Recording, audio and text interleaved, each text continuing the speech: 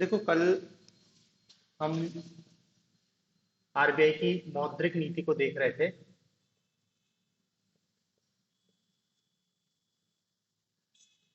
हाँ,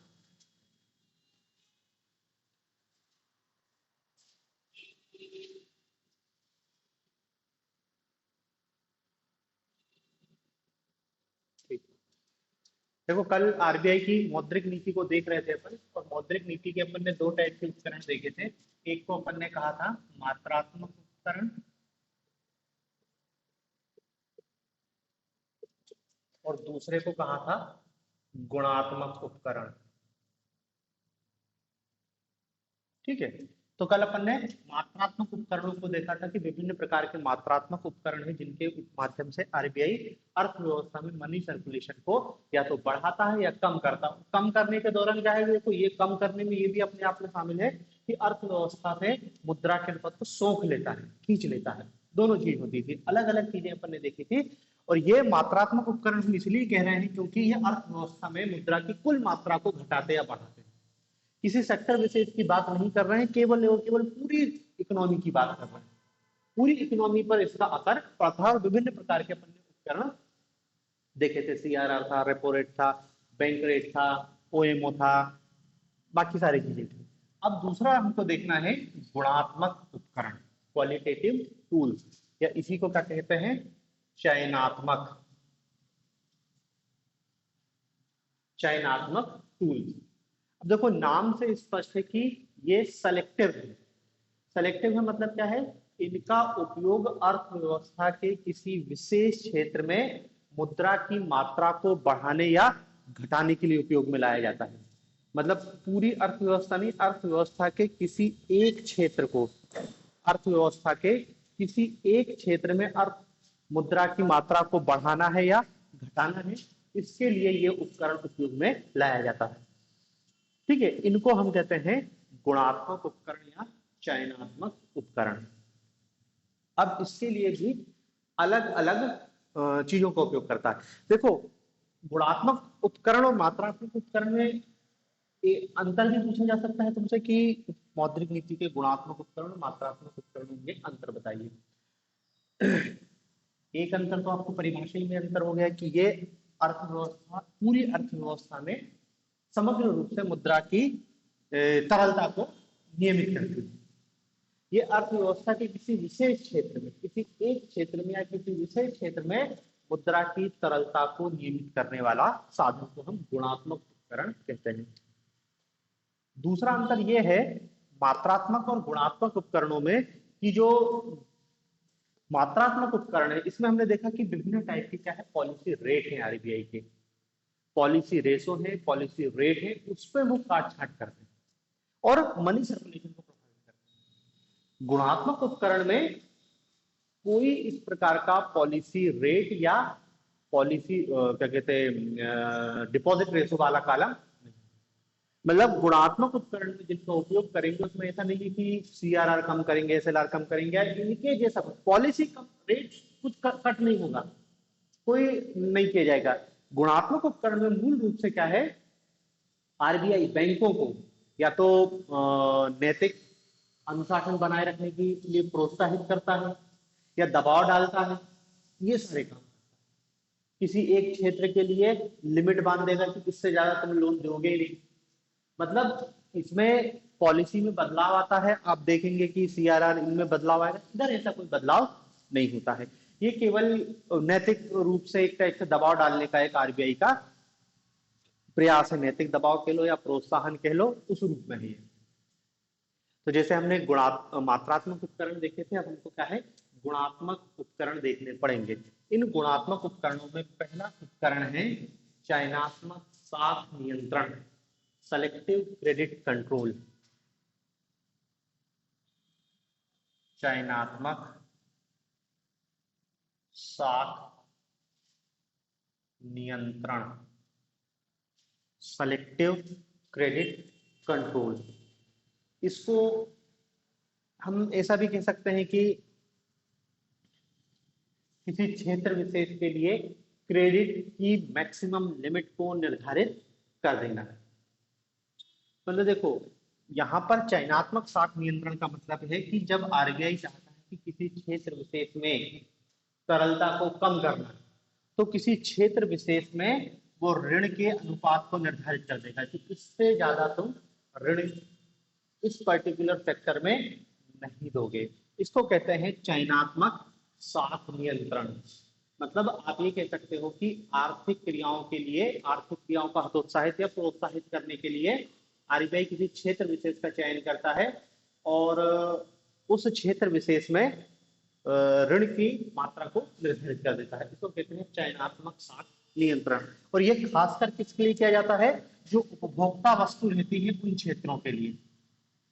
उपभोक्ता वस्तुओं, उपभोक्ता वस्तुओं के क्षेत्र में साख नियंत्रण या उपभोग के उद्देश्य से साख नियंत्रण की जो कंज्यूमर गुड्स है उसके लिए हमको ऋण के अनुपात को घटाना है या बढ़ाना है, तो उसके लिए चयनात्मक साख नियंत्रण का उपयोग किया जाता है।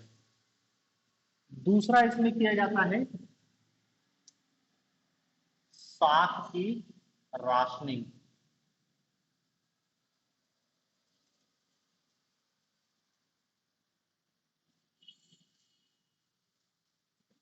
क्रेडिट रोशनिंग ऑफ क्रेडिट, साख की राशनिंग।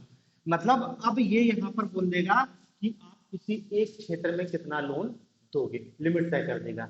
जैसे इसके तहत आरबीआई ने वाणिज्यिक बैंकों को बोला है कि तुम प्राथमिक क्षेत्र में अपने कुल ऋण का कम से कम 40% दोगे।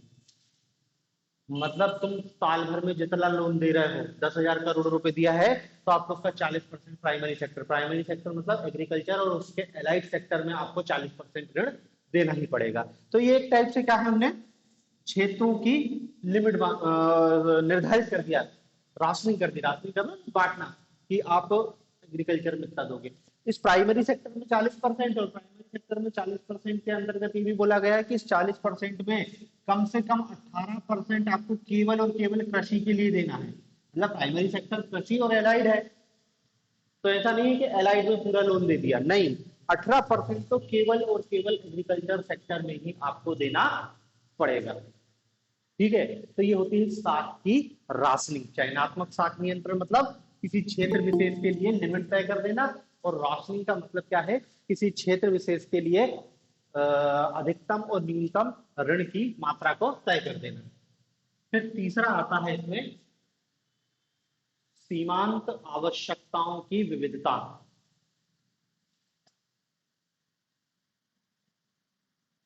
सीमांत आवश्यकताओं की विविधता। सीमांत आवश्यकताओं की विविधता, मार्जिनल रिक्वायरमेंट।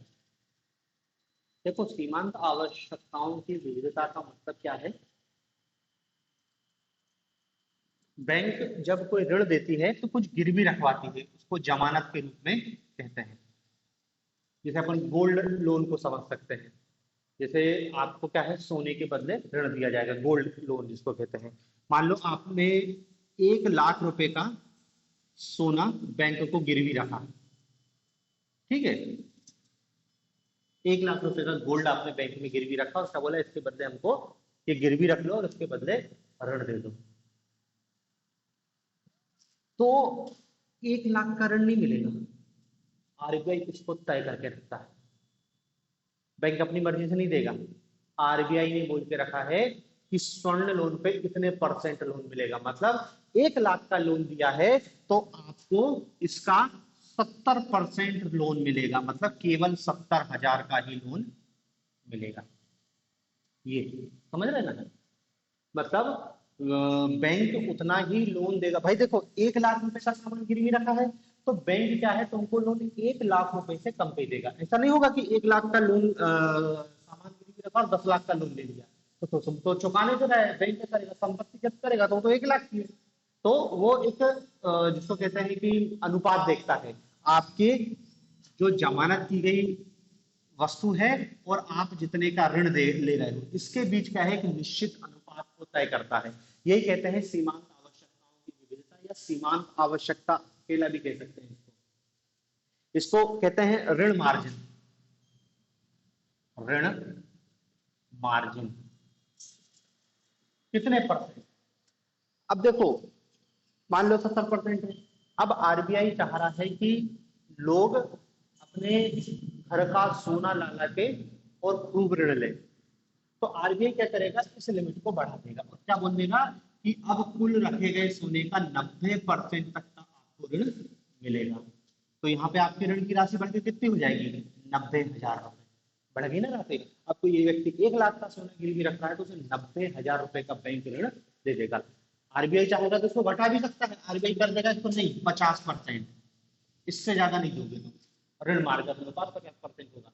1 लाख का सोना रखोगे तो 50,000 का ही लोन मिलेगा।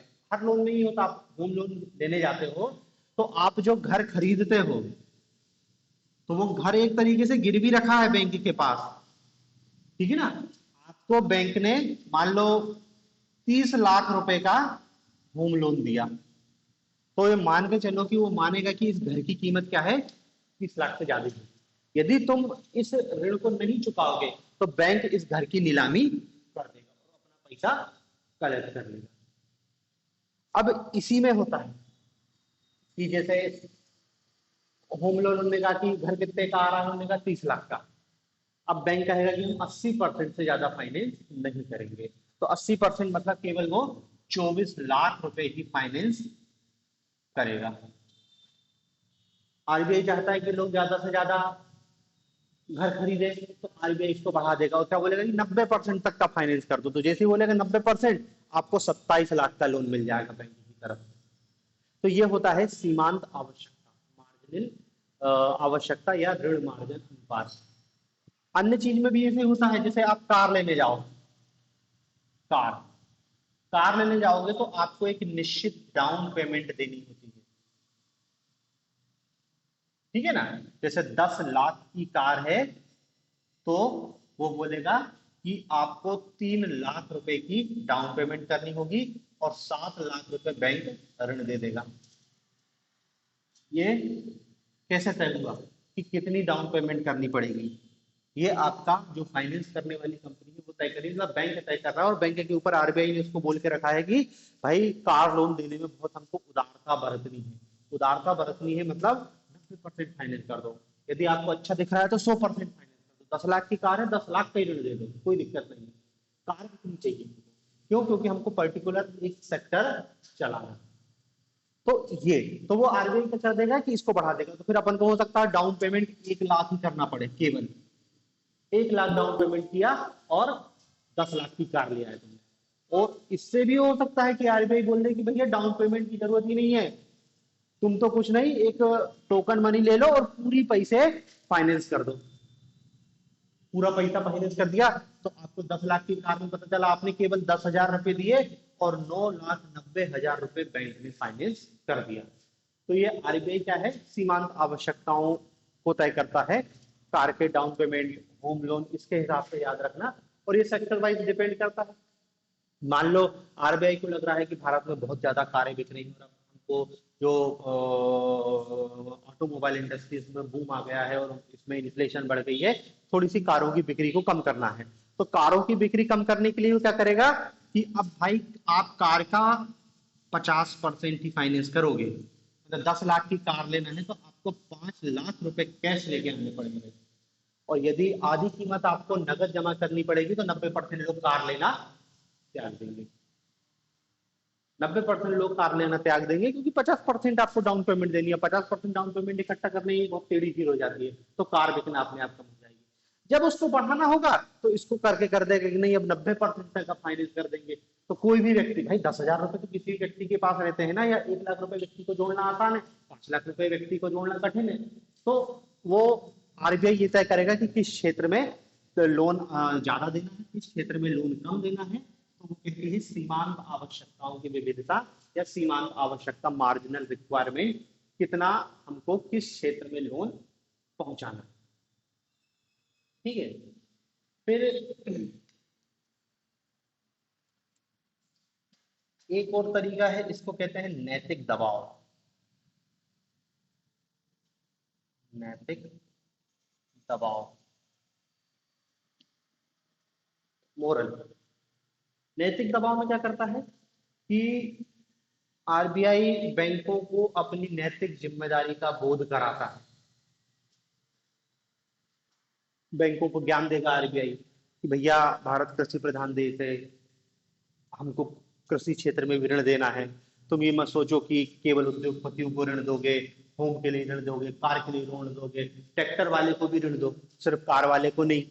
तो ये मोरल सुएशन करता है, उन पर नैतिक दबाव बनाता है ताकि वो किसी क्षेत्र में ऋण देने के लिए प्रेरित हो सके या किसी पर्टिकुलर क्षेत्र को ऋण देने के लिए मना भी कर सके। ठीक है ना। और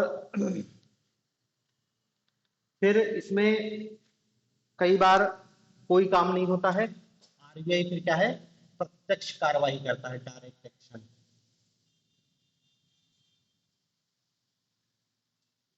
प्रत्यक्ष कार्रवाई कि जब नैतिक दबाव से काम नहीं मिल रहा, ज्ञान देने से काम नहीं हो पा रहा है, तो सीधे सीधे क्या है, आदेश देगा बैंकों को कि तुम एग्रीकल्चर में लोन बांटो या तुम स्मॉल इंडस्ट्रीज को भी लोन दो। ये तो वो नैतिक आदेश या डायरेक्ट एक्शन के माध्यम से भी कार्रवाई कर सकता है। ठीक है ना।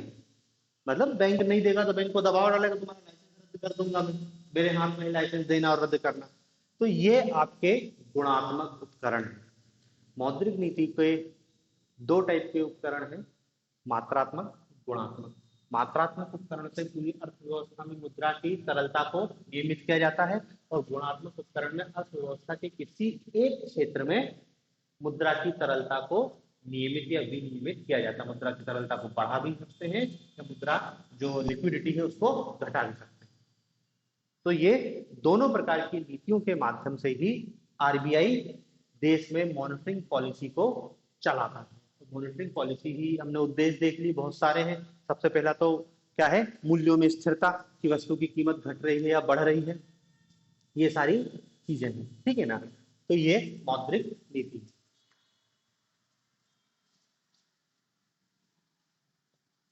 मतलब देखो, मौद्रिक नीति क्या होती है, मौद्रिक नीति के आपसे उद्देश्य पूछ लें तो उद्देश्य अपन ने लिखे ही वही, कीमतों को निर्धारित करना और विनिमय दर में स्थिरता, वो सारे 7-8 पॉइंट आप उद्देश्य में बता दोगे। आपसे यदि मौद्रिक नीति की विशेषता पूछे तो विशेषता भी वही है, अलग से कुछ है नहीं, विशेषता वही है विशेषता। फिर तीसरा क्वेश्चन पूछेगा मौद्रिक नीति के उपकरणों को समझेंगे। जब आपसे पूछेगा मौद्रिक नीति के उपकरण या साधन, तो आपको गुणात्मक मात्रात्मक दोनों बताने पड़ेंगे। हो सकता है वो गुणात्मक अलग अलग से पूछ ले, मात्रात्मक अलग से पूछ ले। गुणात्मक मात्रात्मक शॉर्ट नोट्स कोई दिक्कत नहीं है। हो सकता है कि वो आरबीआई का सीधा पूछ ले कि पॉलिसी रेट को समझाइए, नीतिगत दरों को समझाइए, तो हमको केवल रेपो रेट और रिवर्स रेपो को समझाना पड़ेगा। आरबीआई के उन्होंने कहा कि अनुपात रेशो को, डिपॉजिट रेशो को समझाइए तो अपन को C L R, S L R और सी आर आर को समझाना पड़ेगा। तो ये अलग अलग। बाकी देखो 3 नंबर में तो पूछ नहीं सकता, ओएमओ पूछा है उसने, कुछ भी बैंक रेट पूछ सकता है, 3 नंबर में तो कुछ भी पूछ सकता है, हमको केवल उसकी परिभाषा बतानी है वो क्या होता है। अर्थव्यवस्था में इसके प्रभाव को भी मैंने बता दिया था, विशेषकर कि सीआरआर को कम करने ज्यादा करने से क्या प्रभाव होगा, एसएलआर को कम ज्यादा करने से प्रभाव क्या होगा, रेपो रेट का क्या प्रभाव पड़ता है अर्थव्यवस्था पे कम ज्यादा करने का, रिवर्स रेपो रेट का क्या प्रभाव पड़ता है अर्थव्यवस्था पर कम ज्यादा करने का। ठीक है ना। तो ये मौद्रिक नीति के टूल्स हैं। अब इसमें देखो ये है कि आरबीआई मौद्रिक नीति, हम तो ये जान लिखा है कि आरबीआई का कार्य है मौद्रिक नीति के निर्माण करना, लेकिन वर्तमान में क्या है, आरबीआई अकेले की भूमिका नहीं बची है मौद्रिक नीति के निर्माण हेतु। अब इसमें भूमिका सरकार की भी बढ़ रही है।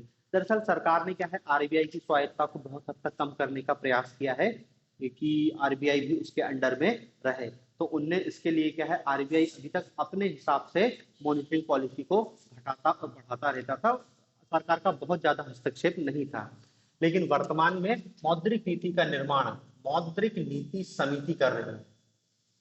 मौद्रिक नीति समिति, मौद्रिक नीति समिति कर रही है इसका निर्माण।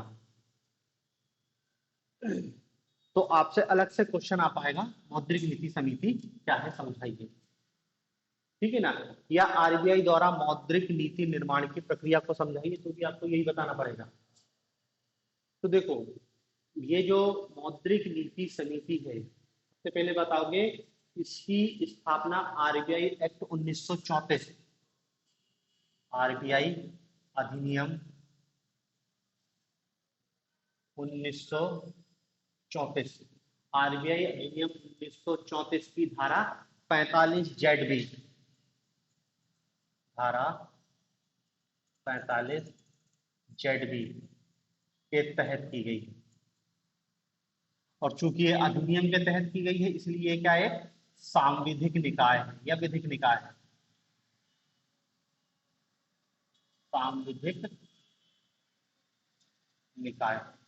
ठीक है ना, तो आप ये कह सकते हो कि आरबीआई एक्ट 1934 की धारा 45 जेड के तहत गठित एक सांविधिक निकाय है और इसकी स्थापना 27 जून 2016 को की गई है, 27 जून 2016 को की गई, 27 जून 2016।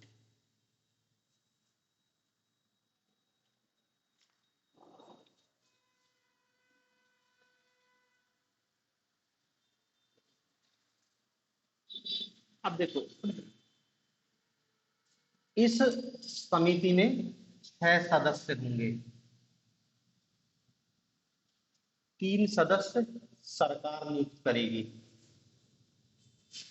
3 सदस्य कह सकते हैं सीधे सीधे सरकार द्वारा नियुक्त किए जाएंगे, और 3 सदस्य आरबीआई के रहेंगे,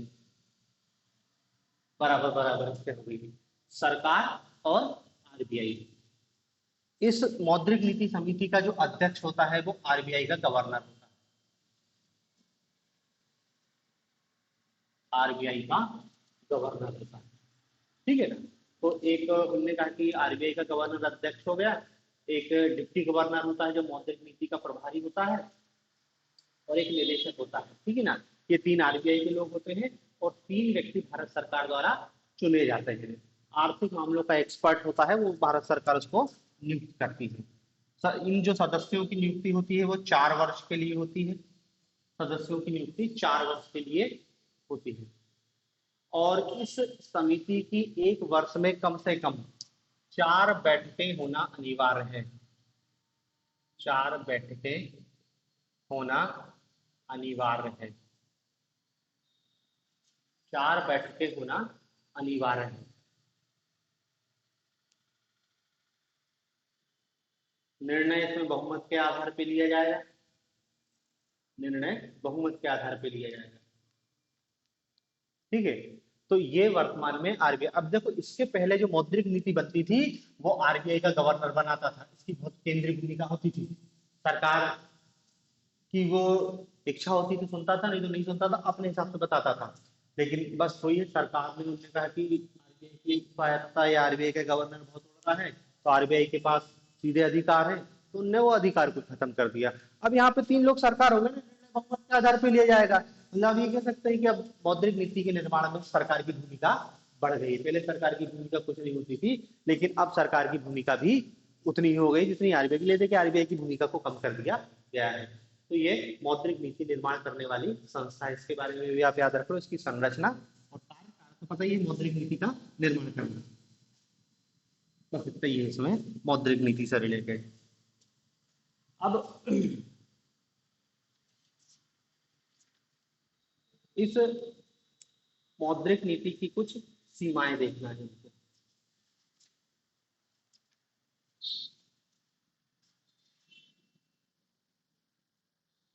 मौद्रिक नीति की सीमाएं,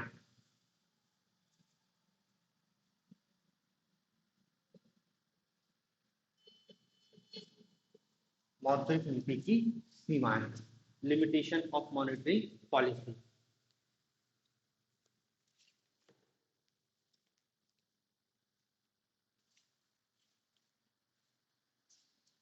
देखो, हमने मौद्रिक नीति का उद्देश्य देखा था। मौद्रिक नीति के उद्देश्य में सबसे प्राइमरी उद्देश्य हमने क्या देखा, सबसे प्राइमरी उद्देश्य ये था कीमतों में स्थिरता को लाना, मतलब इन्फ्लेशन को कंट्रोल करके रखना।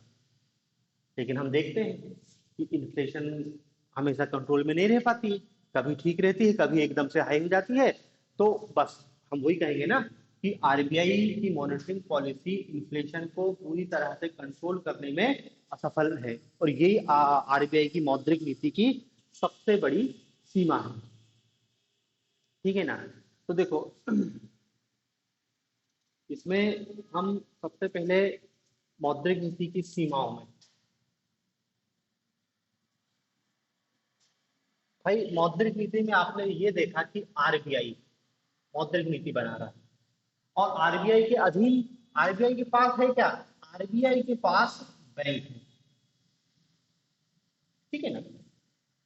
आरबीआई बैंकों को रेगुलेट करता है, और बैंकों के माध्यम से नीचे फिर आम आदमी या अर्थव्यवस्था में मनी सर्कुलेशन होता है। लेकिन यदि जो ट्रांजेक्शन बैंकों से बाहर हो, जो ट्रांजेक्शन बैंकों तक हो ही नहीं रहा, उसमें आरबीआई की कोई भूमिका ही नहीं हो पाएगी।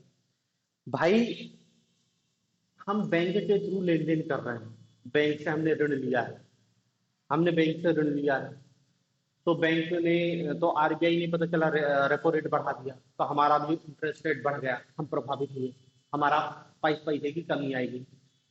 हम घर खरीदना चाह रहे हैं लेकिन बैंक फाइनेंस नहीं कर रहा, हम कार लेने जा रहे हैं लेकिन बैंक वाला कह रहा है कि इतना डाउन पेमेंट तो देना ही पड़ेगा, हम कार नहीं ले पा रहे हैं। लेकिन जिसको बैंक से कोई मतलब ही नहीं, उनके पास बहुत पैसा है, नगद ही करते हैं जो कुछ करते हैं, कोई काम नहीं आ पाएगा। मतलब वहां पे आरबीआई की मॉनिटरिंग पॉलिसी, मतलब आरबीआई की मॉनिटरिंग पॉलिसी वही काम कर पाएगी जो ट्रांजेक्शन बैंक से हो रहा है। जो बैंक के बाहर है वो तो पूरी तरीके से बाहर है, उसमें आरबीआई का कोई कंट्रोल ही नहीं है। आरबीआई कितनी टाइट कर ले मनी सर्कुलेशन को लेके, लेकिन कोई फर्क नहीं पड़ेगा मार्केट में। क्यों? क्योंकि जो चीजें इस बैंकिंग सिस्टम से बाहर है वो आरबीआई के मौद्रिक नीति से भी अपने आप बाहर हो गई। और हम जानते हैं कि देश में एक बहुत बड़ा असंगठित मुद्रा बाजार है, असंगठित, कि जो बैंक का उपयोग ही नहीं करता है। व्यापारी काले धन का लेन देन करते, नगद में करोड़ने का, चेक नहीं, सीधे नगद कैश का काम करते हैं। तो ज्यादातर जितना कैश का काम होता है वो सब बाहर होता है बैंकिंग सिस्टम से। इसलिए देखो सरकार कोशिश कर रही है कि ये कैश के ट्रांजेक्शन को खत्म किया। अभी तो उन्होंने लिमिट लगा दी है, शायद 1 लाख 2 लाख की या 3 लाख लिमिट है कि इससे ज्यादा आप कैश नहीं कर सकते। जैसे आप 10 लाख की गाड़ी लेने जाओगे तो वो एक निश्चित सीमा तक ही कैश लेगा, उसके बाद कैश नहीं लेगा, बोलेगा कि चेक के थ्रू दो, एनईएफटी कराओ, आरटीजीएस कराओ, इधर आओ। और इधर आओगे तो पता चल जाएगा बैंकों को कि अच्छा तुम्हारे बैंक से 50 लाख, तुम्हारे खाते में 50 लाख का ट्रांजेक्शन हुआ, तो फिर बैंक आपके खाते को इनकम टैक्स देख रहा है, सूट नहीं करता लगातार। आपके यदि खाते में साल भर में एक निश्चित सीमा से ज्यादा के पैसे का लेन देन हो जाएगा तो इनकम टैक्स में नोटिस जाएगा कि तुम इनकम टैक्स तो भर नहीं रहे, या इनकम टैक्स रिटर्न में तुमने इतनी आय भरी है तो पैसा आ कहाँ से रहा है। इसलिए जो काला धन कमाता है वो बैंक के थ्रू नहीं करता, वो कैश में करता है। और जो कैश में हुआ वो आरबीआई की मॉनिटरिंग पॉलिसी पूरी तरीके से बाहर हो जाता है। ठीक है ना।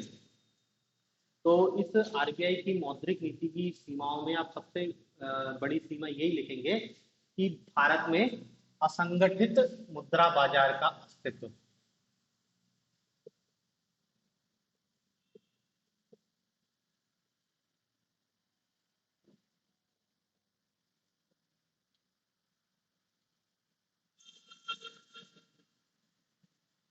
भारत में असंगठित मुद्रा बाजार का अस्तित्व मतलब क्या है, जो भारत के देशी बैंकर हैं, व्यापारी हैं, साहूकार हैं, जो क्रेडिट का काम करते हैं वो बैंकिंग के थ्रू नहीं करते हैं, और जो बैंकिंग के थ्रू नहीं है मतलब वो आरबीआई की मॉनेटरी पॉलिसी पूरी तरीके से बाहर है। ठीक है ना। दूसरा क्या है,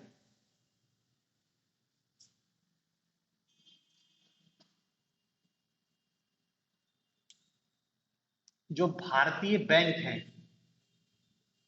भारतीय बैंक आम आदमी के पैसे से चलते हैं।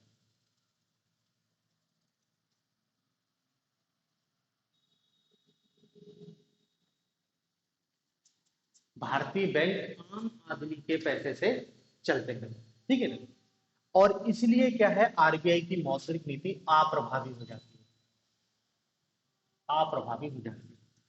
भाई देखो, बैंक के पास पैसा आया कहां से, बैंक के पास पैसा आया, आम आदमी ने उसमें पैसा जमा किया, ये बैंक ने ऋण में दिया है।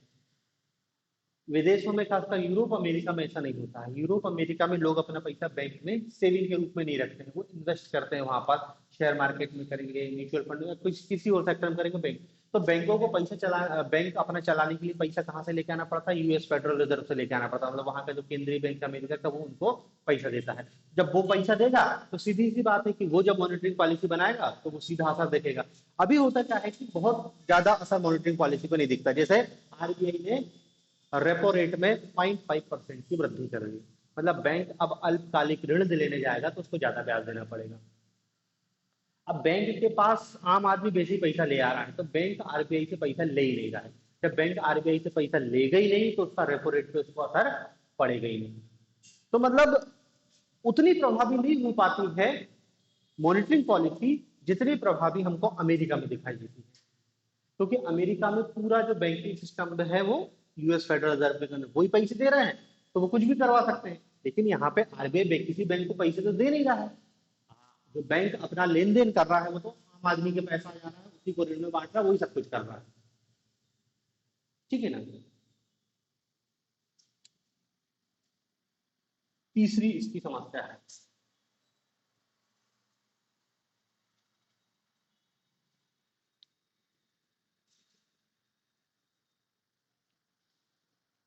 गैर वित्तीय संस्थाओं का अस्तित्व। गैर वित्तीय संस्थाओं का अस्तित्व।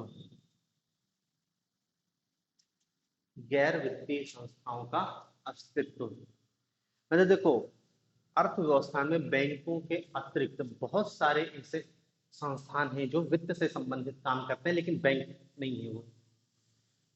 भाई कोई कंपनी गोल्ड लोन बांट रही है, कोई इन्वेस्टमेंट बैंकर खोल के बैठा है, कोई हाउसिंग के सेक्टर में कंपनी है जो आरबीआई के नियंत्रण में नहीं है। कोई या तो सेबी के नियंत्रण में कोई बीमा कंपनी है, बीमा चला रहा है, कुछ कर रहा है, इस टाइप का कुछ काम हो रहा है जो आरबीआई के नियंत्रण में नहीं है। और जब वो आरबीआई के नियंत्रण में नहीं है तो आरबीआई द्वारा बनाई गई मॉनिटरिंग पॉलिसी से उनको कोई फर्क भी नहीं पड़ेगा। जब उनको कोई फर्क नहीं पड़ेगा तो अर्थव्यवस्था में हमको तरलता में अंतर भी दिखाई नहीं देगा। आरबीआई की मौद्रिक नीति पूरी तरीके से गैर प्रभावी रहेगी।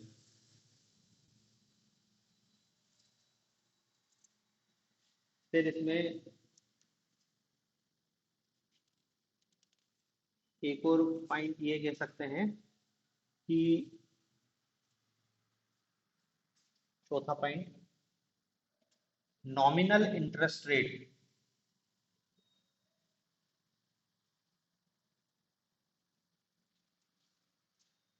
नॉमिनल इंटरेस्ट रेट और रियल इंटरेस्ट रेट में ज्यादा अंतर।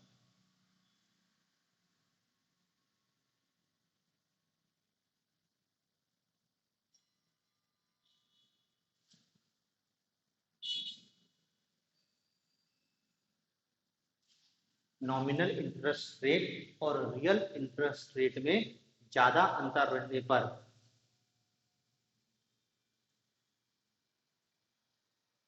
बैंक के पास जमाओं में कमी आ जाती है और आरबीआई की मौद्रिक नीति प्रभावित होती है। नॉमिनल इंटरेस्ट रेट और रियल रियल इंटरेस्ट रेट में ज्यादा अंतर आने पर भी आरबीआई की मौद्रिक नीति अप्रभावी होती है। अब देखो, नॉमिनल इंटरेस्ट रेट और रियल इंटरेस्ट रेट होता क्या है, ठीक है ना। जैसे बैंक कह रहा है कि हमारे पास फिक्स डिपॉजिट करो 1 साल के लिए, एफडी करो, ठीक है ना। उस पे हम 6% का आपको ब्याज देंगे। मतलब यदि तुमने 100 रुपए की बैंक में एफडी करी है तो 1 साल बाद वो बढ़ के कितना हो जाएगा, 100। ये कहलाती है नॉमिनल जो बैंक दे रहा है, ठीक है ना। लेकिन एक होती है इन्फ्लेशन रेट, महंगाई की दर। मतलब वस्तुएं किस दर से महंगी हो रही है।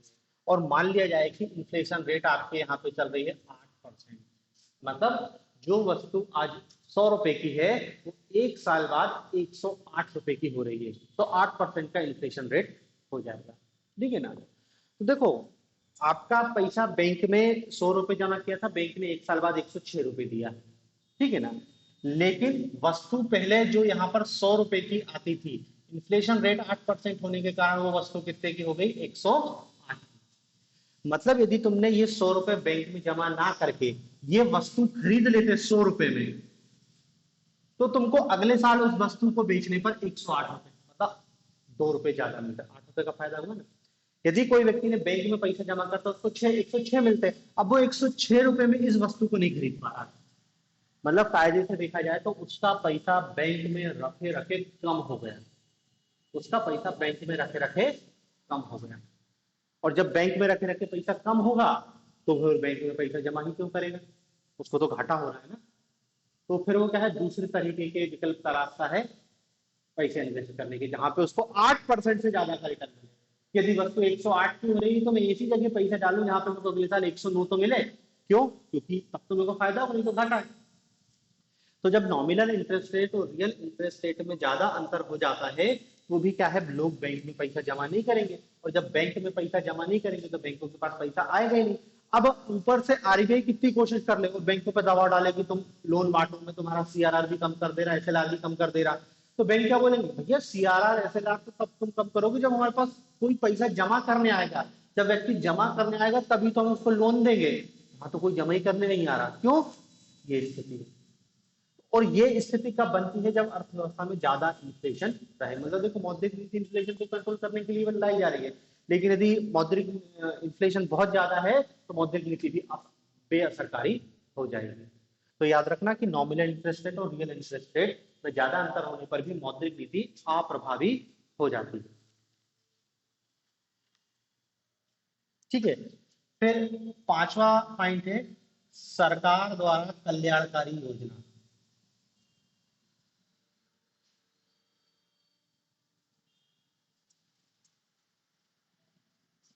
सरकार द्वारा कल्याणकारी योजनाओं में पैसा खर्च करना। सरकार द्वारा कल्याणकारी योजनाओं में पैसा खर्च करना। अब देखो, आरबीआई को लग रहा क्या है, अर्थव्यवस्था में इन्फ्लेशन, मुद्रास्फीति है, चीजें महंगी हैं और उसका वो कारण मानता है कि अर्थव्यवस्था में पैसा ज्यादा है।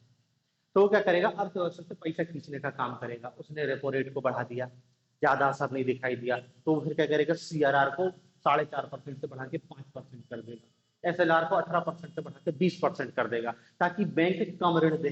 कम ऋण देंगे तो लोगों को पास पैसा कम पहुंचेगा, लोग मार्केट में पैसा कम होगा तो अपने आप महंगाई कम हो जाएगी। ठीक है ना। अब आरबीआई के मौद्रिक नीति को टाइट किया और टाइट करने से क्या है, बैंकों ने ऋण देना महंगा कर दिया और लोगों का ऋण नहीं मिल रहा। अर्थव्यवस्था में समग्र मांग में कमी आई और कीमतें कम होना चाहिए। लेकिन उसी वक्त उन्होंने कहा कि चुनाव है, अब सरकार को चुनाव जीतना है, तो सरकार ने घोषणा कर दी हर व्यक्ति के खाते में 1,000 रुपए देंगे। सरकार ने कही 1,000, विपक्ष वाले ने कह दिया हम 2,000 दे देंगे, तीसरे ने कह दिया मैं 10 दे दूंगा, मेरे को मुख्यमंत्री बना दो। कौन अपने जेब से पैसे देना है?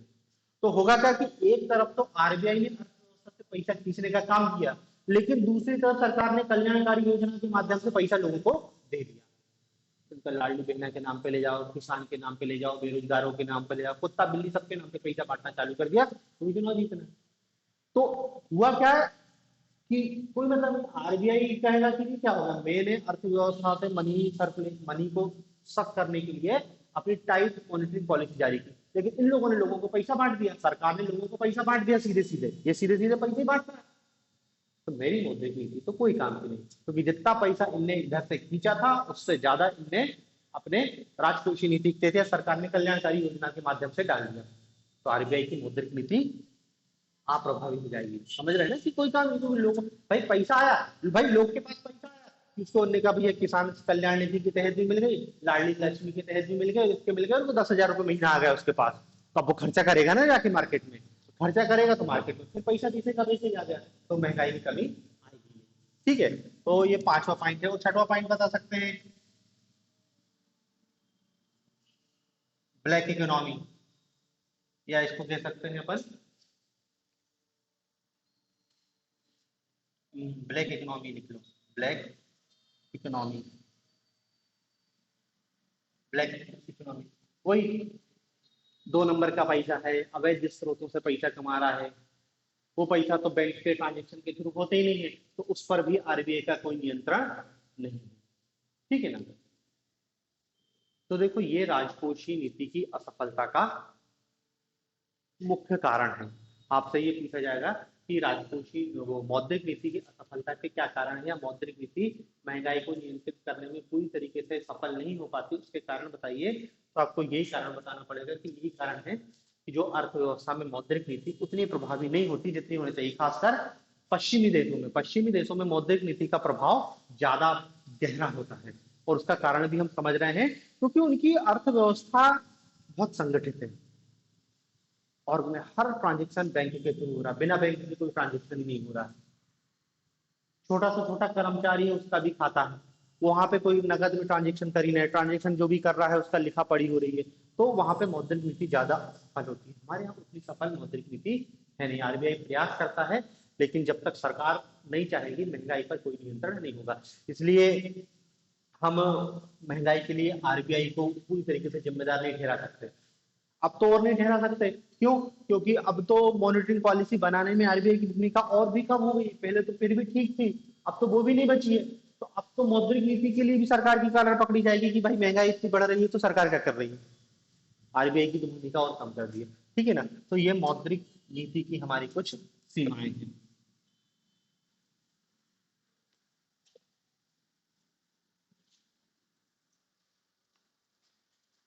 अब देखो,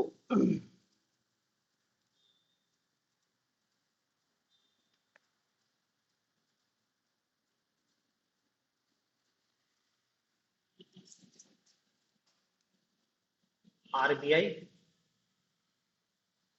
और सरकार, थोड़ा सा विवाद का इश्यू रहा है, अब तो फिर विवाद नहीं बचा है। सरकार ने आरबीआई की गर्दन पकड़ के दबा दी, विवाद ही खत्म कर दिया। विवाद पहले था, क्वेश्चन पहले पूछा जा सकता था, अब तो संभावना खत्म हो गई है, क्योंकि अब तो आरबीआई और सरकार के बीच कोई विवाद ही नहीं बचा है। ये विवाद मूल रूप से तब ज्यादा हाईलाइट था जब उर्जित पटेल गवर्नर था, और उसी विवाद के चलते उर्जित पटेल ने इस्तीफा दे दिया था। उसके बाद शशिकांत दास आ गए, तो वो तो जैसा सरकार बोलेगी वैसा कर रहे हैं, तो विवाद भी हो गया। लेकिन आपको ये पता होना चाहिए कि सरकार और आरबीआई के बीच विवाद के बिंदु कौन कौन से थे। देखो, आरबीआई और सरकार के बीच विवाद का जो एक बड़ा कारण था वो था एनपीए, नॉन परफॉर्मिंग एसेट। मतलब बैंक ने जो ऋण दिया है वो ऋण डूब गया है, उसकी वसूली नहीं हो पा रही है, उस धन को बोलते हैं एनपीए। डूबत ऋण, जो ऋण डूब गया जिसकी वसूली संभावना नहीं है, उसको कहते हैं एनपीए, ठीक है ना। तो देखो, ये खासकर उर्जित पटेल जब गवर्नर जनरल था, उर्जित पटेल जब आरबीआई का गवर्नर था, उर्जित पटेल के समय क्या है, आरबीआई ने एनपीए को लेकर बहुत सख्त हुआ, बैंकों पर दबाव डाला कि तुम अपना एनपीए कम करो। और सरकार क्या कह रही थी कि एनपीए के लिए इतना सख्त होना ठीक नहीं है, क्योंकि यदि बहुत ज्यादा सख्ती बरतेंगे एनपीए के लिए तो बैंक फिर क्या है, उद्योगपति को लोन देना कम कर देंगे, उद्योगपति को लोन नहीं मिलेगा तो अर्थव्यवस्था चल नहीं पाएगी। तो एक तो ये एक मुद्दा था कि एनपीए के मामले में आरबीआई कोई रियायत नहीं देना चाह रहा था, जबकि सरकार क्या चाह रही थी कि आरबीआई एनपीए के मामले में इतनी कड़ाई ना बरते। एक तो विवाद का बिंदु ये हो गया। दूसरा विवाद का एक बिंदु था, एक होता है prompt corrective action, PCA framework. Detail में नहीं जा रहा है, आरबीआई ने एक प्रॉम्प्ट करेक्टिव एक्शन फ्रेमवर्क बनाया था। इसके तहत क्या है कि जो ये भी एनपीए से रिलेटेड था कि जो बैंकों का एनपीए है, जो जिस बैंक ने ज्यादा एनपीए कर दिया है वो बैंक नए लोन देने में हमसे परमिशन लेगा। इस टाइप का कुछ प्रॉम्प्ट करेक्टिव एक्शन था। ले देके बैंक का एनपीए ज्यादा है तो जब वो नया लोन देगा तो उसमें कुछ उसको ज्यादा छानबीन होगी या ज्यादा जिम्मेदारी का होना लगा, बैंक की जिम्मेदारी तय की गई थी। तो ये प्रॉम्प्ट करेक्टिव एक्शन को भी आरबीआई सख्ती से लागू करवा रहा था। सरकार ये चाह रही थी कि बैंकों पर इतना दबाव बनाना ठीक नहीं है। और तीसरा सबसे मेन विवाद का मुद्दा था आरबीआई का सरप्लस मनी, या आरबीआई का कंटनजेंसी फंड। आरबीआई का कंटनजेंसी फंड, मूल विवाद यही है। ये विवाद वो था जहां पर दोनों अड़ गए, और उर्जित पटेल को जाना पड़ा।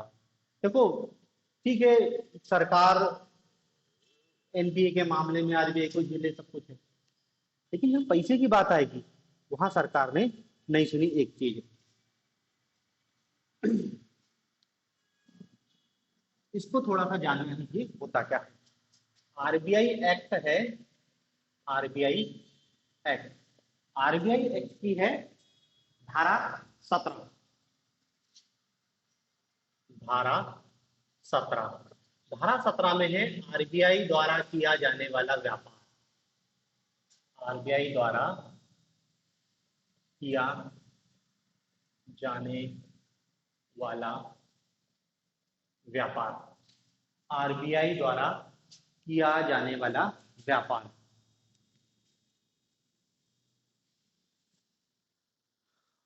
अब आरबीआई कौन सा व्यापार करने लगा?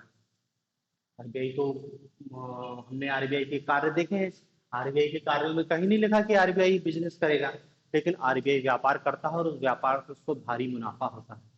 भाई आरबीआई सरकारी प्रतिभूतियों की खरीदी बिक्री कर रहा है, उसमें उसको कमीशन मिली जा रहा है। आरबीआई बैंकों को रेपो रेट पर ऋण दे रहा है, बैंक रेट से जुर्माना लगा रहा है, उससे पैसा आ रहा है। आरबीआई नोट छाप रहा है, नोट छापने में उसकी पैसे की कमाई है। भाई नोट छापने की लागत कितनी? जैसे 2000 का नोट, अब तो फिर बंद हो गया, लेकिन 2000 रुपए के नोट छापने की लागत 1 रुपए 80 पैसे 90 पैसे ऐसा कुछ थी। और बैंक खुद देगा तो 2000 रुपए भी देगा ना वो तो कितना एक 2000 के नोट पे उसको 1998 रुपए बच रहे हैं। भारी कमाई है ना आरबीआई की। तो ऐसे कुछ स्रोत हैं जिससे आरबीआई को पैसा मिलता है, और आरबीआई इस पैसे को अपना एक फंड बना के रखा है, इसको कंटेंजेंसी फंड कहते हैं, जिसमें उन्होंने कहा कि भैया आकस्मिकता की स्थिति में ये पैसा आरबीआई अपनी देश की अर्थव्यवस्था को बचाने के लिए करेगा। उसी में से एक सरप्लस फंड बन जाता है, सरप्लस मनी, कि इतना पैसा जब इकट्ठा हो जाता है, एक जरूरत से ज्यादा इकट्ठा हो जाता है, उसके पश्चात जो बचता है उसको सरप्लस मनी कह देते हैं। ये सरप्लस मनी आरबीआई को सरकार को देना पड़ता है समय समय पर। यही जड़ की वजह बन गई। आरबीआई के पास बहुत बड़ी मात्रा में सरप्लस मनी इकट्ठा हो गया था। अब देखो जो आरबीआई है, आरबीआई की जो बैलेंस शीट है, बैलेंस शीट, इस बैलेंस शीट का लगभग 28%, 26 से 28% अलग अलग समय पर अलग अलग डाटा था। ये इतनी अतिरिक्त पूंजी आरबीआई के पास थी, मतलब total balance sheet, balance sheet मतलब समझ रहे हैं ना, जितना पैसा आरबीआई का पूरा खाता बही में उपलब्ध है, उसका 28% आरबीआई के पास मौजूद है। इसको आप ये कह सकते हो कि ये आरबीआई की बफर पूंजी थी, बफर पूंजी, ये आरबीआई की बफर पूंजी थी। तो ये 2016, 17, 18 की बात है, और ये 2014 में बहुत कम था, 2014 में लगभग 9% के आसपास था, 2014 से बढ़ते बढ़ते ये 28% हो गया। ठीक है ना। अब सरकार का यही कहना था कि जो इतनी बड़ी मात्रा में तुम आरबीआई के गवर्नर से बोले तुम कुंडली मार के बैठो, इसका पैसा हमको चाहिए। आरबीआई का कहना था कि पैसा देंगे, हम देंगे अपने हिसाब से देंगे, क्योंकि ये जो पैसा है हमने अर्थव्यवस्था को संकट काल के लिए बचा के रखा है। पैसा आप जोड़ के रखते हो ना कि संकट आएगा तब इसका उपयोग करेंगे, तो आरबीआई ने भी इस पैसे को जोड़ के रखा है ताकि जब संकटकालीन परिस्थिति में हम इस फंड का उपयोग करेंगे।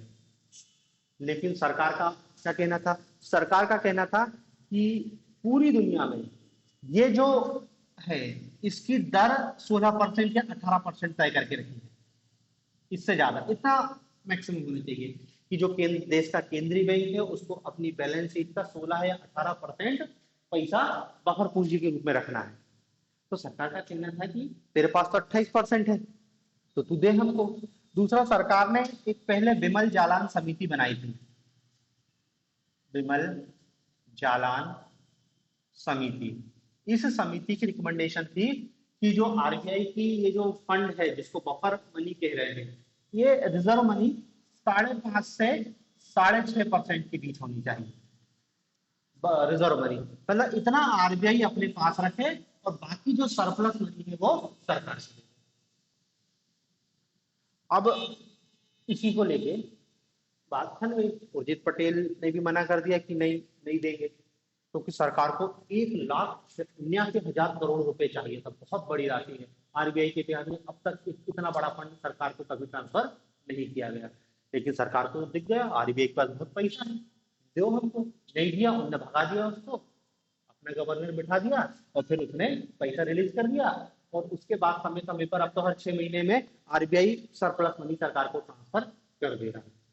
तो ये विवाद के बाद उर्जित पटेल का इस्तीफा हुआ, फिर शशिकांत दास गवर्नर आए और फिर तो विवाद ही खत्म हो गया। तो ये थोड़ी सी कहानी है सरप्लस मनी, कंटनजेंसी फंड, क्योंकि देखो यही मुद्दा था तब सरकार ने बोल दिया था, रघुराम राजन वो क्या कहते हैं उर्जित पटेल ने मान नहीं रहा था, तो आरबीआई एक्ट की धारा 7 पढ़वा दी थी। धारा 7 में क्या बता दिया था कि भाई सार्वजनिक हित के लिए सरकार आरबीआई को निर्देश दे सकती है और आरबीआई को मानना पड़ेगा। तो उर्जित पटेल ने उस लाइन को पढ़ा, उसके बाद इस्तीफा दे दिया कि ठीक है सही कह रहे, कोई मतलब नहीं है, इससे ज्यादा तो अपन कुछ कर नहीं सकते। तो इस रूप में ये जो विवाद था, ये विवाद उतना लंबा चला और फिर बाद में खत्म हो गया। तो अभी तो विवाद की कोई स्थिति है नहीं। तो ये आरबीआई और सरकार के बीच के कुछ विवाद थे। अब लेकिन कुछ विवाद नहीं है तो क्वेश्चन भी यहाँ से पूछे जाने की संभावना ना के बराबर है। हाँ, ये हम जो पूछ सकते हैं कि आरबीआई की वर्तमान चुनौतियां क्या है, रिजर्व बैंक ऑफ इंडिया की चुनौतियां,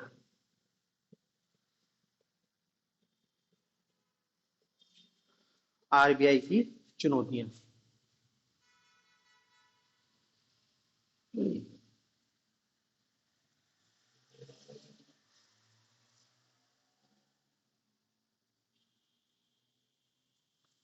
देखो आरबीआई की एक तो चुनौती ये बताई गई है कि पॉलिसी दरों का बाजार से ना जुड़ना, पॉलिसी दरों का बाजार से ना जुड़ना, पॉलिसी दरों का बाजार से ना जुड़ना।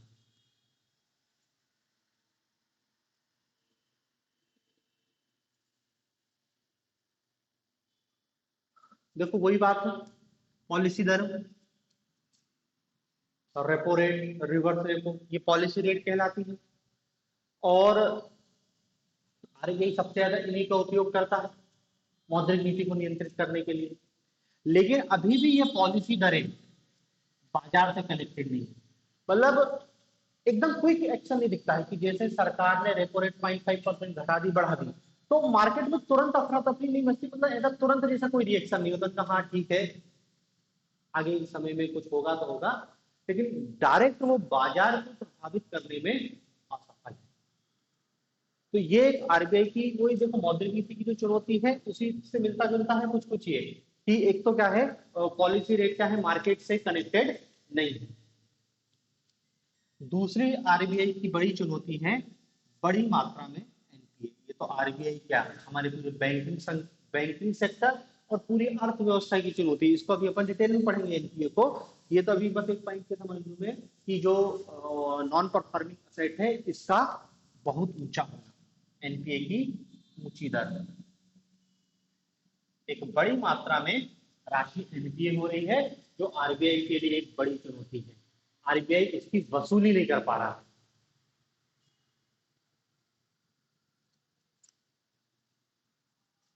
एक और आरबीआई की चुनौती है मौद्रिक नीति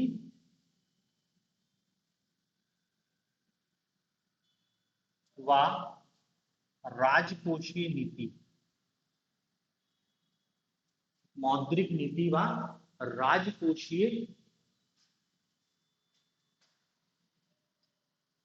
नीति में द्वंद्व, मौद्रिक नीति व राजकोषीय नीति में द्वंद्व।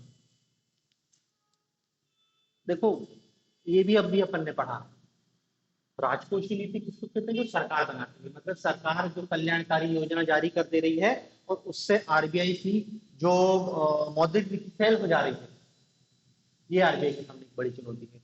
मतलब सीधे सीधे ये कह सकते हैं कि आरबीआई और सरकार के बीच में समन्वय नहीं हो पा रहा है। आरबीआई की मौद्रिक नीति और सरकार की राजकोषीय नीति के बीच समन्वय नहीं है। भाई देखो, दोनों ही एक ही सरकार के हिस्से हैं, तो जब आरबीआई अर्थव्यवस्था से पैसा खींचना चाह रही है, उस दौरान कायदे से सरकार को राजकोषीय नीति के माध्यम से पैसा नहीं डालना चाहिए।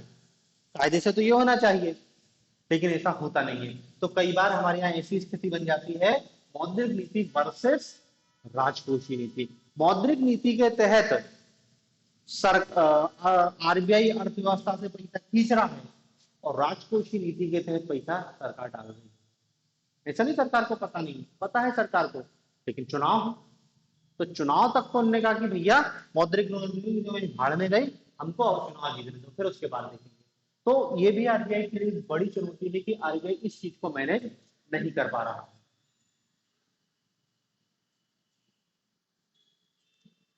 एक और समस्या है दोहरे तुलन पत्र की समस्या। दोहरे तुलन पत्र की समस्या। दोहरे तुलन पत्र की समस्या, problem of double balance sheet. देखो, ये भी समस्या बहुत गहरी है, अपन को तो डिटेल में नहीं जाना, बस ये समझ लो कि आरबीआई की जो बैलेंस शीट बनती है उसमें क्या है, जब एनपीए की एंट्री होती है तो कुछ दोहरी एंट्री टाइप की हो जाती है।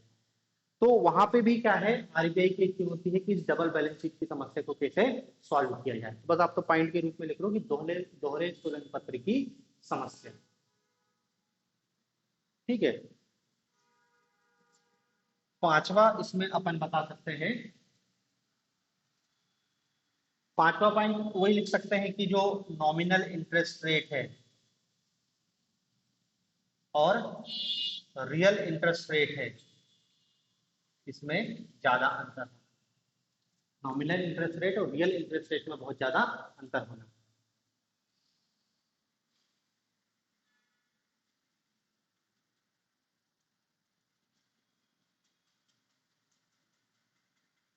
ठीक है, तो यही कुछ चार पांच समस्या है वर्तमान में आरबीआई की। और बाकी जो समस्या है वो तो अब विवाद खत्म हो गया है, जो आरबीआई सरकार के बीच विवाद चल रहा था। यदि तब की कंडीशन रहती तो अपन इसको और ज्यादा लिखते, लेकिन अभी तो कुछ यही नहीं, वही है जो सामान्यतः मौद्रिक नीति की समस्याएं हैं, ज्यादातर क्या है वही रिजर्व बैंक ऑफ इंडिया की समस्या है, और यही समस्या है, और इसमें बस ज्यादा कुछ है नहीं।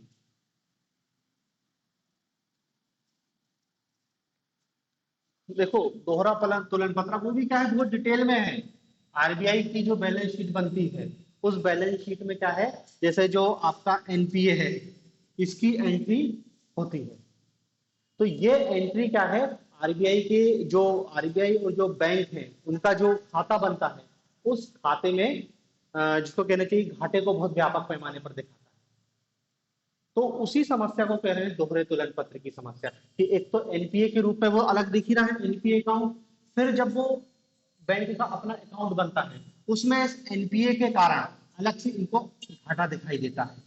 तो एक एनपीए का घाटा और एक ये घाटा, तो ये हो जाती है कि डबल बैलेंस शीट प्रॉब्लम, कि दो दो बार आपको घाटा दिखाना पड़ रहा है। वो अपन को उससे ज्यादा डिटेल में जाने की कोई जरूरत नहीं, बस इतना जान लो कि ये दोहरे तुलन पत्र की समस्या से भी आरबीआई परेशान है। ठीक है ना। अब देखो, यहां पर आरबीआई मौद्रिक नीति जारी करती है, आरबीआई मौद्रिक नीति जारी करती है, और मौद्रिक नीति जारी करने का मेन उद्देश्य क्या है, महंगाई को कंट्रोल करना। ठीक है ना। अब सरकार ने आरबीआई को लक्ष्य दे दिया है, लक्ष्य दे दिया है, क्या लक्ष्य दे दिया है, कि जो इन्फ्लेशन रेट है 4%, 2+2-, ये लक्ष्य दे दिया है आरबीआई को सरकार ने। क्या सरकार ने लक्ष्य दिया है कि इन्फ्लेशन रेट, आरबीआई मौद्रिक नीति के माध्यम से इन्फ्लेशन रेट मेंटेन रखेगा। कितना रखना है उसको? 4% रखना है। इसमें 2% ऊपर नीचे होने की गुंजाइश दी जा रही है कि 6 से ज्यादा ना हो और 2 से कम ना हो। भाई 4% का लक्ष्य दिया है, 2% की वृद्धि मान लो, 5% और 6%। तो 6% से ज्यादा ना हो इन्फ्लेशन रेट, और माइनस में 2% का टारगेट दिया है कि इन्फ्लेशन रेट 4% से कम होकर 3% हो जाए, 2%, इससे नीचे ना जाना चाहिए, क्योंकि इससे नीचे जाएगी तो मंदी की स्थिति आ जाएगी, तो वो भी नहीं होना चाहिए। तो वर्तमान में आरबीआई को सरकार ने लक्ष्य दिया है कि भारत में इन्फ्लेशन रेट आरबीआई 4% पर मेंटेन रखेगा, उसमें 2% के प्लस माइनस की गुंजाइश मौजूद रहेगी। ठीक है ना? तो ये भी याद रखना, सरकार द्वारा आरबीआई को मुद्रास्फीति का लक्ष्य दिया गया है। ठीक है, तो देखो ये लगभग लगभग आरबीआई से संबंधित सारी चीजें हो गई हैं। बाकी देखो आरबीआई की जो समस्या लिखी हमने अभी अभी हम क्या पढ़ेंगे? भारतीय बैंकिंग सेक्टर की समस्याएं। भारतीय बैंकिंग सेक्टर की समस्याएं, तो उस बैंकिंग सेक्टर की समस्या में हम एनपीए की समस्या को डिटेल में पढ़ेंगे, कि दोहरे तुलन पत्र की क्या समस्या है इसको भी थोड़ा सा और डिटेल में देख लेंगे, क्योंकि वो सिर्फ आरबीआई की नहीं, पूरे भारतीय बैंकिंग सेक्टर की समस्या है। पर्टिकुलर आरबीआई के पीछे 4-5 लिखना है, लेकिन वो पूरे भारतीय बैंकिंग सेक्टर की समस्या पूछ सकता है कि वर्तमान में भारतीय बैंकिंग व्यवस्था किस प्रकार की समस्या से गुजर रही है। ठीक है ना? तो वो हमको अब डिटेल में देखना है। आरबीआई लगभग लगभग हमारा इतना ही है, आरबीआई में इससे रिलेटेड और ज्यादा कुछ हमारे लिए है नहीं, आरबीआई में हमारा इतना ही था। अब हम हेडिंग डालना, अब भारत में बैंकिंग सेक्टर की समस्याएं।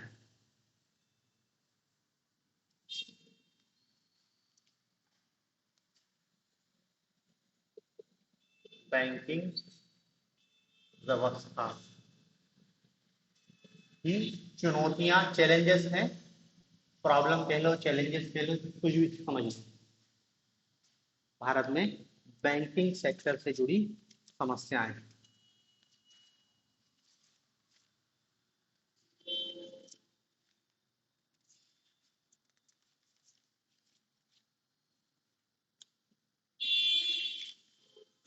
देखो भारत में बैंकिंग सेक्टर की इस समय सबसे बड़ी जो समस्या है वो है एनपीए की समस्या, नॉन परफॉर्मिंग असेट की समस्या, गैर निष्पादन परिसंपत्तियां, एनपीए,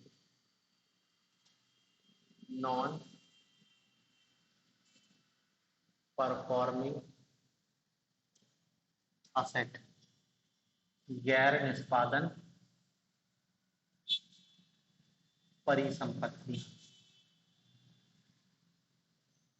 गैर निष्पादन परिसंपत्तियां, नॉन परफॉर्मिंग असेट। देखो पहले तो ये पता हो कि एनपीए, हमने तो अभी साधारण बोलचाल की भाषा में बता दिया कि जो ऋण की वापसी नहीं होगी उसको हम नॉन परफॉर्मिंग असेट कह देते हैं। ठीक है ना? देखो बैंकिंग टर्मिनोलॉजी में एक शब्द यूज करते हैं, इसको कहते हैं स्टैंडर्ड असेट।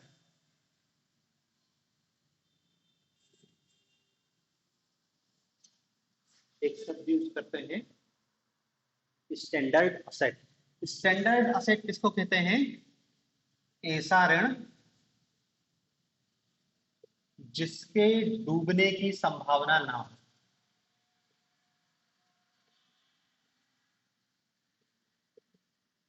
ऐसा ऋण जिसके डूबने की संभावना ना हो। तो बस इसके जो अपोजिट है, मतलब ऐसा ऋण जिसके डूबने की संभावना पैदा हो गई हो, डूबा नहीं है अभी, डूबने की संभावना, उसको हम कहते हैं एनपीए। देखो एनपीए की परिभाषा है ऐसा ऋण, ऐसा ऋण जिसकी 90 दिनों में, जिसकी 90 दिनों में कोई इंस्टॉलमेंट या किस्त प्राप्त ना हो,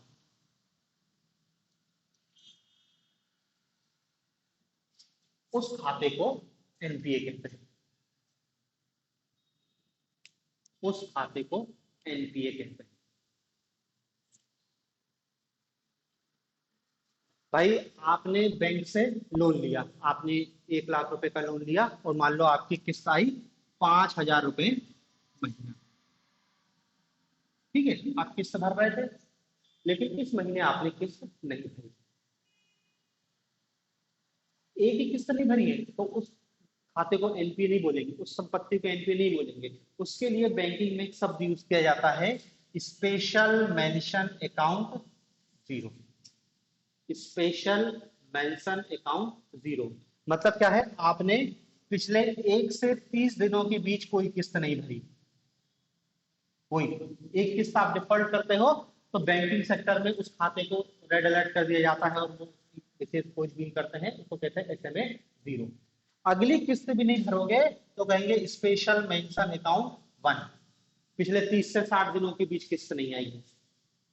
और फिर तीसरी किस्त नहीं आती है, उसको कहते हैं एसएमए टू, ये 60 से 90 दिनों के बीच कोई किस्त की प्राप्ति नहीं होती है, उसको कहते हैं स्पेशल मेंशन अकाउंट टू। और जब 90 दिन की क्रॉस कर जाता है तब उसके लिए, उसी खाते के लिए सब यूज करते हैं एनपीए, नॉन परफॉर्मिंग असेट। ठीक है ना। तो देखो अब हम अवधारणा के स्तर पर एनपीए को बता रहे हैं कि पिछले 90 दिनों से कोई किस्त प्राप्त नहीं है, इसका मतलब ये नहीं है कि वो पैसा डूब गया है। भाई 3 ही किस्त तो नहीं आई है ना, अभी रिकवरी होगी, अभी रिकवरी होगी। मतलब एनपीए का मतलब ये नहीं है कि पैसा डूब गया है, अभी केवल 3 किस्तों की प्राप्ति नहीं हुई है, अब उसको एनपीए कह रहे हैं, नॉन परफॉर्मिंग असेट कह रहे हैं। और बैंक अब उसकी वसूली के लिए बहुत ज्यादा तो कहना चाहिए सीरियस है। जब ये एनपीए अकाउंट 12 महीने 12 महीने तक यदि इस अकाउंट का कुछ नहीं होता तो उसको कहने लगते हैं सब स्टैंडर्ड असेट, सब स्टैंडर्ड असेट 12 महीने।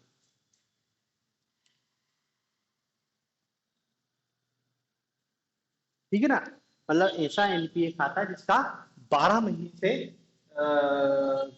जिसकी कोई किस्त प्राप्त नहीं हुई है, उस एनपीए अकाउंट को क्या बोल देते हैं, सब स्टैंडर्ड असेट।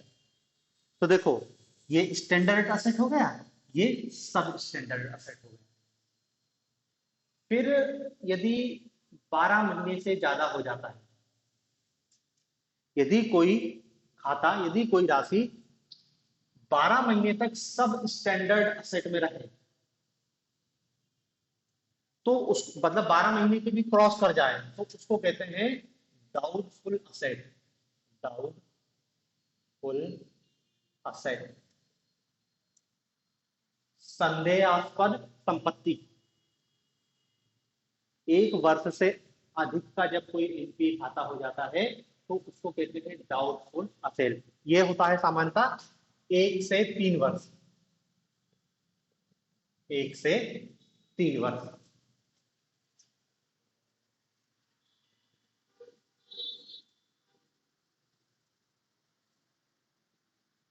ठीक है ना। और फिर डाउड असेट के बाद आता है लॉस असेट, लॉस असेट मतलब अब डूब गया, बैंक ने पूरी कोशिश कर ली। अभी देखेंगे इस पूरी प्रक्रिया के दौरान, देखो 3 साल के बाद उसको डाउट लॉस असेट में घोषित कर रहे हैं, तो 3 साल तक ऐसा नहीं कि बैंक हाथ पे हाथ धरे बैठा है, बहुत सारा प्रयास किया है बैंक ने, वो सारा प्रयास उनको दिखाई अभी देखेंगे। अभी तो बस आप ये समझ लो कि जो गैर निष्पादन संपत्तियां हैं वो आपको इस रूप में दिखाई देती है। एक तो आपका स्टैंडर्ड असेट हो गया, स्टैंडर्ड असेट मतलब वो ऐसा ऋण जिसका आपको बकायदा किस्त मिल रहा हो, जिसमें कोई रिस्क की संभावना आपको दिखाई नहीं देती। ठीक है ना। इस स्टैंडर्ड असेट को नॉन क्या कहते हैं, एनपीए से अलग करते हैं कि जो एनपीए, इसके बाद आता है एनपीए। फिर वही एनपीए जब 1 साल तक हो जाता है तो उसको सब स्टैंडर्ड असेट कहते हैं। और जब यही सब स्टैंडर्ड असेट 1 से 3 साल तक ऐसे ही पड़ा रहता है तो उसको डाउटफुल असेट कहते हैं। और जब 1 साल 3 साल से और ऊपर हो जाता है तो बैंक के वसूली होने की संभावना नहीं बचती है, तब उसको कहते हैं लॉस असेट। ठीक है ना। अब देखो यही होगा एनपीए, विपक्ष चिल्लाएगा कि इतना एनपीए हो गया है, सरकार बोलेगी कि एनपीए हुआ है लेकिन अभी उसकी वसूली की जा रही है। मतलब एनपीए और लॉस असेट में ये है कि आपका एनपीए हुआ लेकिन आप वसूली का प्रयास कर रहे हैं, हो सकता है वसूली हो जाए। यदि 100% रही हो तो हो सकता है 80% हो जाए, 40% हो जाए, 50% हो जाए। मान लो 50% वसूली हो गई, अब जो 50% नहीं हो पाएगी वो होगी लॉस असेट। तो लॉस असेट बहुत बाद में घोषित की जाती है। लेकिन एनपीए होना भारतीय बैंकिंग की एक सबसे बड़ी समस्या है, क्योंकि देखने को ये आया है कि ज्यादा जितनी असेट जो एनपीए घोषित होती हैं ज्यादातर लॉस असेट तक पहुंच जाती है। मतलब वसूली की संभावना बहुत कम है, और जो वसूली होती है वो भी बहुत कम होती है, कभी में 10%, किसी में 20%, इससे ज्यादा हमको वसूली दिखाई नहीं देती। तो देखते हैं कि कैसे एनपीए जनरेट हो रहा है, इस एनपीए का भारतीय अर्थव्यवस्था पर क्या प्रभाव है, इतना अधिक एनपीए होने का कारण क्या है। हमको एक इकोनॉमिक दृष्टि से इसके कारण को समझना है, क्योंकि देखो एनपीए को लेके आपको अलग से क्वेश्चन आ सकता है, क्योंकि ये भारतीय बैंकिंग सेक्टर की वर्तमान में सबसे कोर समस्या है। और ये सिर्फ बैंकिंग की नहीं, ये पूरे हमारे इकोनॉमी की समस्या है। स्थिति ये हो रही है कि एनपीए के कारण हमारे बैंक डूबेंगे, और बैंक डूबेंगे तो हमारी पूरी इकोनॉमी डूबेगी, क्योंकि वर्तमान में इकोनॉमिक सिस्टम बैंकों पर इतना ज्यादा निर्भर हो गया है। क्योंकि भाई यदि एनपीए हो रहा तो बैंक की संपत्ति डूबेगी, बैंक की संपत्ति डूबेगी, बैंक दिवालिया होगा, बैंक डिफॉल्ट हो गया तो लोगों का जो जमा है उसको वो कैसे देगा, तो लोग भी बर्बाद होंगे ना। तो ले दे के एनपीए हमारी पूरी अर्थव्यवस्था को प्रभावित करेगा। तो देखो यहाँ पे आपको ये शॉर्ट नोट भी पूछा जा सकता है, 3 नंबर में पूछा जा सकता है एनपीए क्या है, 5 नंबर में पूछा जा सकता है एनपीए और अर्थव्यवस्था पे प्रभाव, एनपीए का कारण, बैंकिंग सेक्टर को कैसे प्रभावित करता है। और ये मान के चलो कि 11 नंबर में भी क्वेश्चन आ सकता है कि गैर निष्पादन संपत्तियों को समझाइए, इसका अर्थव्यवस्था पर क्या प्रभाव पड़ता है। या क्वेश्चन ये पूछा जा सकता है कि एनपीए क्या है, भारतीय बैंकिंग सेक्टर में उच्च एनपीए होने के कारणों की विवेचना कीजिए। और सबसे महत्वपूर्ण क्वेश्चन, भारत सरकार द्वारा एनपीए को कम करने के लिए किए गए प्रयासों का मूल्यांकन कीजिए। तो पहले तो आपको किए गए प्रयास मानने चाहिए कि एनपीए के लिए सरकार ने क्या क्या काम किया है, आपको पूरा पता होना चाहिए एक एक चीज की। भाई प्रॉम्प्ट करेक्टिव एक्शन सरकार लेके आई, सरकार ने फिर वसूली के लिए ये किया वो किया, तो आपको कम से कम 5-6 चीज तो पता होना चाहिए जो सरकार ने एनपीए की वसूली के लिए किया है। और फिर अर्थव्यवस्था पे प्रभाव और उसका मूल्यांकन भी देखना है कि एनपीए के लिए जो प्रयास किए गए हैं, करंट का डाटा कि इतना एनपीए हो गया है, उसमें से इसकी वसूली हो गई है, इतना बचा है, कितने परसेंट की वसूली है, उसी की बात का मूल्यांकन कर पाएंगे ना कि भाई एनपीए इतना हुआ था, हमने इतना वसूल लिया है, मतलब एक अच्छी चीज है, हमारी सरकार की जो पॉलिसी वो अच्छी है। लेकिन एनपीए इतना था और उसका वसूला कुछ परसेंट गया है, मतलब हमारी सरकार की एनपीए संबंधी पॉलिसी ठीक नहीं है। ठीक है ना। तो ये एनपीए है। आगे इसको अपन कल देखेंगे एनपीए को, और बैंकिंग सेक्टर से संबंधित अन्य समस्याओं पर थोड़ी थोड़ी चर्चा करेंगे। एनपीए ही सबसे मेन समस्या है जिसमें शॉर्ट नोट्स या फिर लॉन्ग आंसर पूछा जा सकता है। बाकी जैसे problem of queen balance sheet और भी छोटी छोटी समस्याएं हैं, बैंकों के पास कैश क्रंच की समस्या है कि उनके पास रिकैपिटलाइजेशन के लिए पैसा नहीं है, ऐसी छोटी छोटी समस्या, लेकिन सबसे मेन ये है। ठीक है ना। तो आगे इसको अपन अब कल देखेंगे।